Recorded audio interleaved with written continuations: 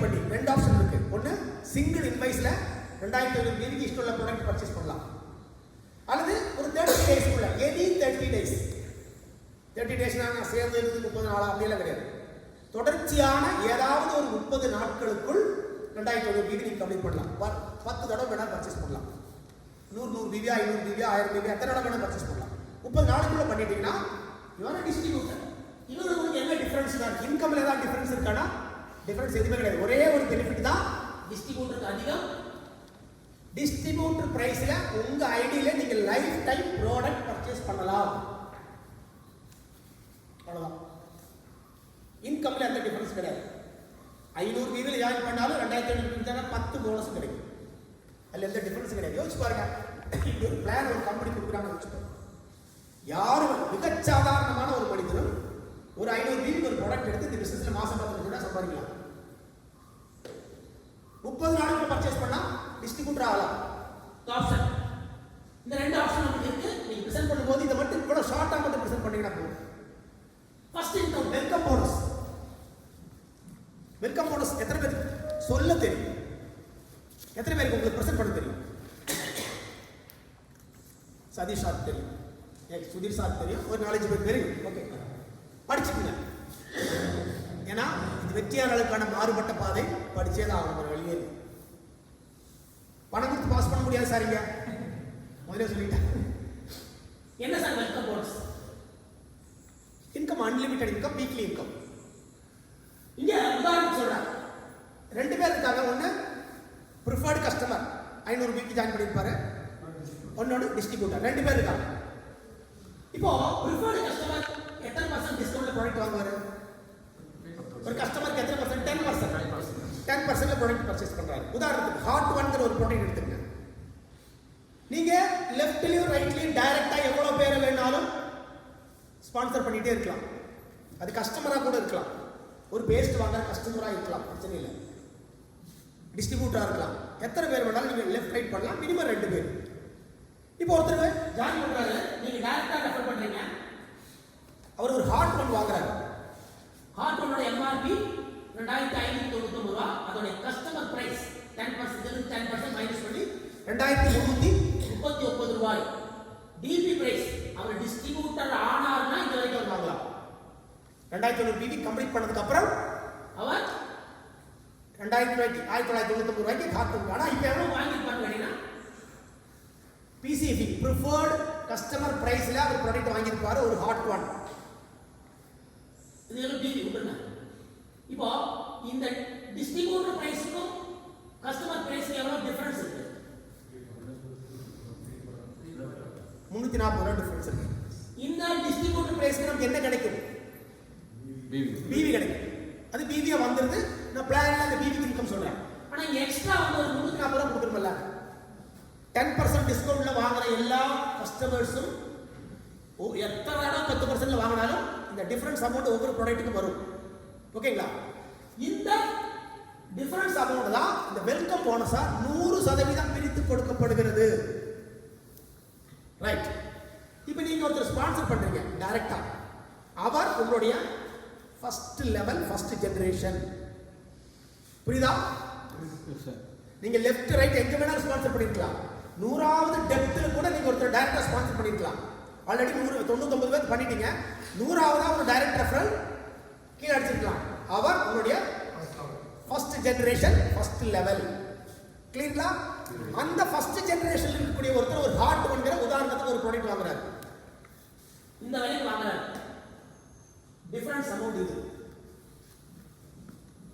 இந்த difference amount இருந்து ஏன்னா அவர் உங்க ஃபர்ஸ்ட் லெவல் இருக்கிறதுனால ஃபர்ஸ்ட் லெவலில் யார் வந்து ப்ராடக்ட் பர்ச்சேஸ் பண்ணாலும் இந்த டிஃபரன்ஸ் அமௌண்ட் எவ்வளவு வருதோ அதிலிருந்து 70% உங்களுக்கு வரும். உதாரணத்துக்கு இன்னைக்கு டேட் 6, நாளைக்கு cut off, first week cut off 7, 14, 21 மாசம் கடைசி 4 கட் ஆஃப். இந்த 4 கட் ஆஃப் இருக்கு. இப்போ 7ஆம் தேதி கட் ஆஃப். இன்னைக்கு ஒருத்தர் ப்ராடக்ட் பர்ச்சேஸ் பண்றாரு. இந்த கட் ஆஃப் வந்து நாளைக்கு முடிஞ்சிடும். நாளைக்கு நைட் 12 மணிக்கு க்ளோசிங்.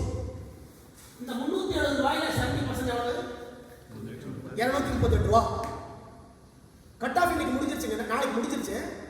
7 நாட்களுக்கு அப்புறம் 14ஆம் தேதி வரைக்கும் அவருக்கு டைம் இருக்கு. யாரு இந்த ப்ராடக்ட் வாங்கியிருப்பாங்க ஒருத்தர், அவருக்கு ஒரு டைம் இருக்கு. என்ன டைம்? ரீஃபண்ட் டைம் இருக்கு.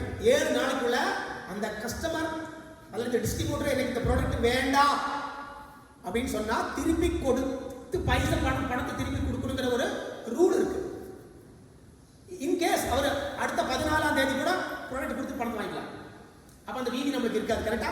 இந்த டிஃபரன்ஸ் அமௌண்ட் இருக்காது. அதனால கம்பெனி ஆஃப்டர் 7 டேஸ் 7ஆம் தேதி கட் ஆஃப், 14ஆம் தேதி கட் ஆஃப் முடிஞ்ச உடனே 8ஆம் தேதி இந்த 238 ரூபாய் அக்கௌண்ட்டுக்கு வரும். புரியுதா? கிளியரா? யோசிச்சு பாருங்க. Direct referral. சரி, செகண்ட் லெவல். நீங்க அறிமுகப்படுத்தின ஒரு நபர் ஒரு ப்ராடக்ட் பர்ச்சேஸ் பண்றாரு, அவரும் ஹார்ட் ஒன்னே வாங்குற மாதிரி வச்சுங்க. ஒரு எக்ஸாம்பிள் பண்றாரு உங்களுக்கு. அது அவர் எத்தனாவது level? Second generation, second level. அவரும் ஹார்ட் ஒன்னே வாங்கியிருக்காரு. அவரும் கஸ்டமர் டிஸ்ட்ரிபியூட்டர் தான், சாரி கஸ்டமர் தான். எவ்வளவு டிஃபரன்ஸ் அமௌண்ட் வரும்னா உங்களுக்கு 15% கிடைக்கும், 51 ரூபாய். இப்படி அவர் ஒருத்தர் அறிமுகப்படுத்தினா உங்களுக்கு அது 3rd லெவல், அடுத்து 4th லெவல். இப்படி 4 ஜெனரேஷன். சார் நான் 50 பேருக்கு ஸ்பான்சர் பண்றேன் டைரக்டா, லெஃப்ட் ரைட் மாத்தி பேலன்ஸ் பண்ணி நான் ஸ்பான்சர் பண்றேன். இந்த 50 பேர் என்னுடைய ஃபர்ஸ்ட் ஜெனரேஷன், ஃபர்ஸ்ட் லெவல். 50 பேரும் ரெண்டு பேர் இன்ட்ரோடியூஸ் பண்ண எத்தனை பேர் ஆச்சு? 100. என்னோட செகண்ட் ஜெனரேஷன் எத்தனை பேர் இருப்பாங்க?